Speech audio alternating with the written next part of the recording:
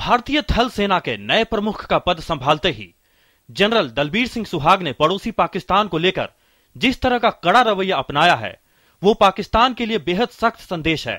कार्यभार संभालने के बाद पाकिस्तान को चेतावनी देते हुए थल सेना प्रमुख ने कहा कि अगर भविष्य में फिर कभी सिर कलम करने जैसी कोई घटना होती है तो भारत की प्रतिक्रिया और अधिक यथोचित, तीव्र और तत्काल होगी। I can only tell you that our response to any such act will be more than adequate in future. It will be intense and immediate. गौरतलब है कि पिछले साल पाकिस्तानी सैनिकों ने 8 जनवरी को पुंछ सेक्टर में नियंत्रण रेखा के पास भारतीय सैनिक लांस नायक हेमराज का सिर कलम कर दिया था।